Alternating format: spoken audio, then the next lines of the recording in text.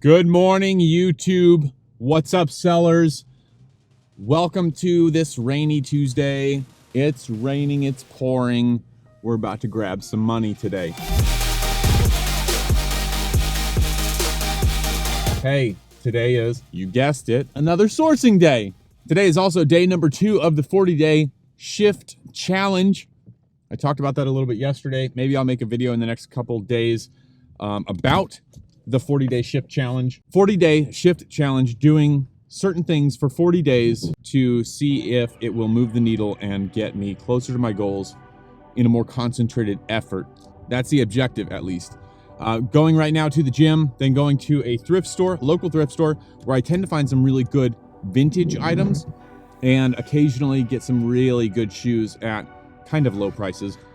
Today's video is all about how I source shoes, what I look for, what I look to avoid, and how I determine whether a shoe is worth it. We're gonna jump into that. Let's get to the gym first.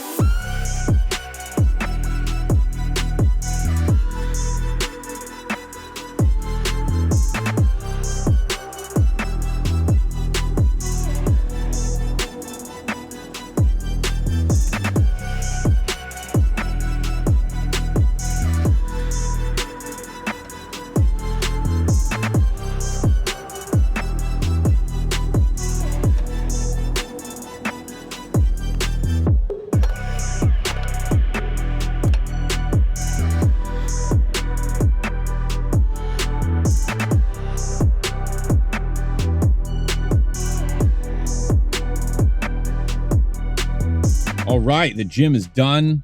Now at the thrift store, looking to score some shoes and clothes, specifically men's shirts. We are at this local thrift store. This is a local thrift store that benefits the Children's Hospital in our area. They have 10 or 12 different locations throughout the region, and so it's always good shopping here. One great thing about this is it's not a national chain like Goodwill. So there's a lot of donations here because it's for a good cause, unlike Goodwill, that's a for-profit company. This is a true charity or nonprofit, and so it gets a ton of donations. And there's not that many people that shop here because most people just think thrift store, they go to Goodwill. So let's get in there and go find something.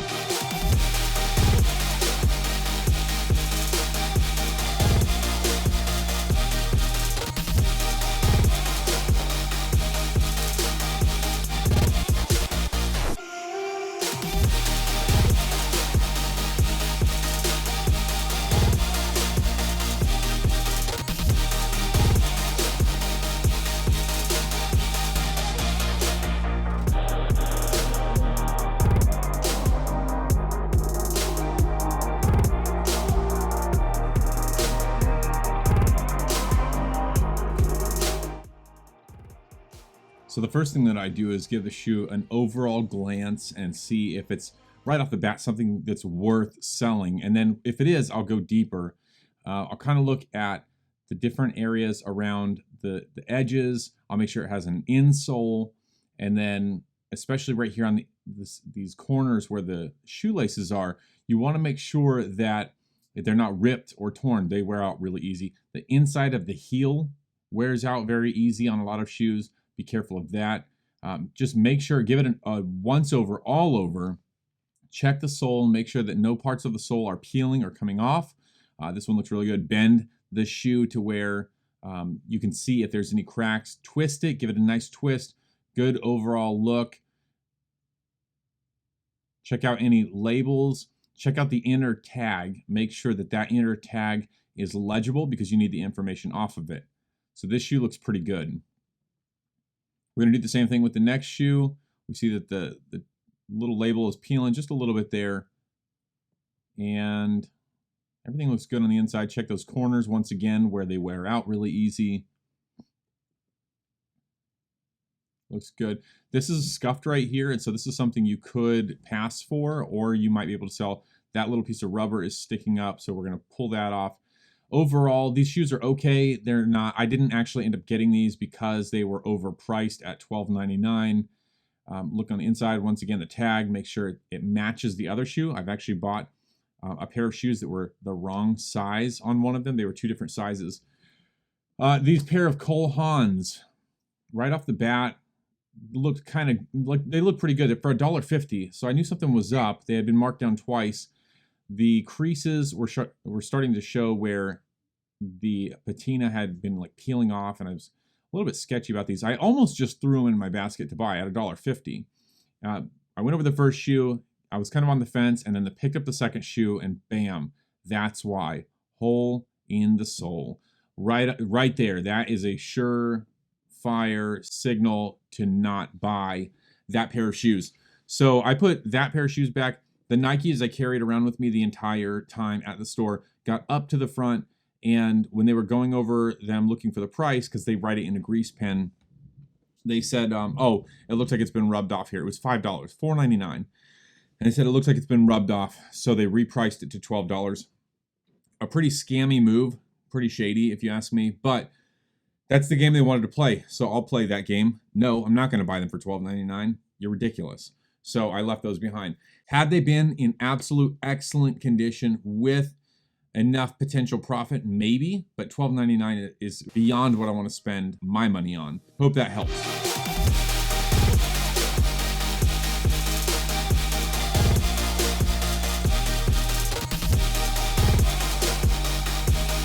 All right, finished sourcing. Now at Starbucks, I'm gonna go sit and list my 10 items for the day. I find it much easier to sit and list when at a coffee shop than when I'm at home. At home, I just get distracted. Hey guys, we're back at the home office. We have a big bag, good stuff to go through. However, I did not get as much as I had anticipated, and I just bought what I bought. So you're gonna see that now. To start off, we'll just look at these shoes that I just bought. Good condition, they're not too dirty. They're definitely cleanable, and they have their insoles. These are going to be a good pair of shoes to flip. The cost on these was $3.98 with 25% off, so $3. The particular thing about this thrift store that I hit today is that every Tuesday, the entire store is 25% off. Every Monday, they have military and veterans 25% off, and then every Tuesday is 25% off everything in the store for everybody. So it's always a good idea to hit the stores when they have that kind of sale. So everything that I'm going to give you the price of, I'll just tell you the price that it was before the discount, and then you would like mentally subtract 25% from that. The next thing was this vintage 80s, maybe 90s Elvis Presley coffee mug. It does not have the actual date on it. However, it is a signature Elvis Presley product. It says so on the bottom. It's got some information down there. I'm going to do some research on this, but it costs $1. I couldn't find this exact mug, but I was looking at similar mugs from the 80s and 90s, and they were going for $10 to $12. I paid 75 cents for that. We got this shirt. This is a frost-proof, heavy-duty work shirt. It's camouflage. It's like it's not a traditional camouflage. This particular store, for whatever reason, carries a lot of vintage or a lot of older style clothes. So you can see this great condition of this shirt. And I paid $6.99 plus 25% off. This shirt, I paid $4.99. It is authentic vintage duck head. And I actually found this shirt, so I paid $4.99 plus 20% off. So I don't know, $4 and some change.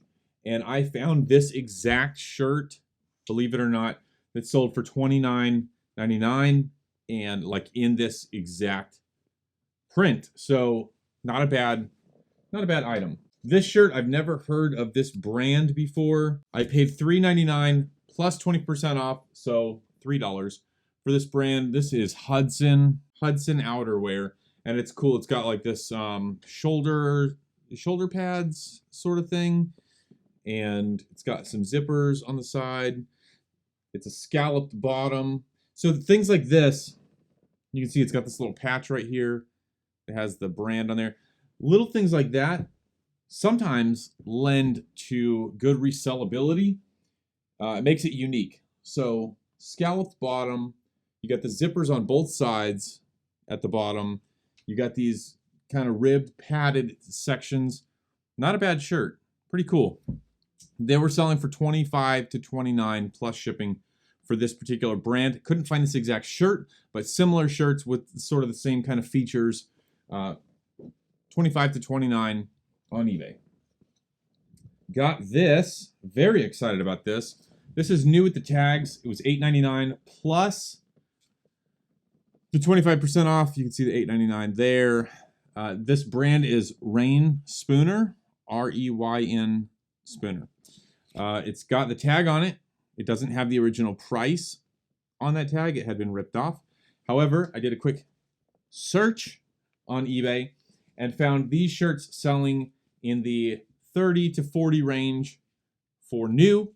This has never been worn. If you look under the collar, it's still got the collar shape board under there. So this I'm absolutely going to list as new. No rips, tears, stains, or smells in this. A great shirt. It's got these buttons that have the actual brand name on them. That's kind of a cool feature, to have the buttons with the brand name on them. There you go. You see that? Cool. Excited about this one. Paid a little bit more than I think I wanted to, but worth it. And then the last item for this trip, I shared this on my Instagram story. You should follow me on Instagram so you can kind of see in real time whenever I find these cool things.